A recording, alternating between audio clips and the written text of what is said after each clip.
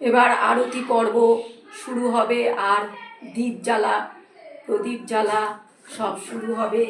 তো এটার প্রধান হচ্ছে বাতি জ্বালানো। দুটো আমি মোমবাতি নিয়ে নিলাম, একটা শ্রেয়সী দাস একটা সহেলি দাস, দুজনের নামে দুটো আমি দীপ জ্বেলে দিচ্ছি।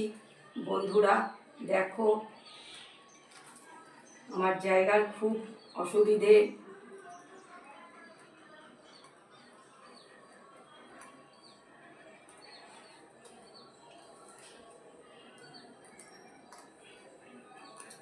ওরা যেন ভালো থাকে, ভালো রেখো ওদেরকে, যে যেখানে থাকুক সুস্থ থাকুক, ভালো থাকুক।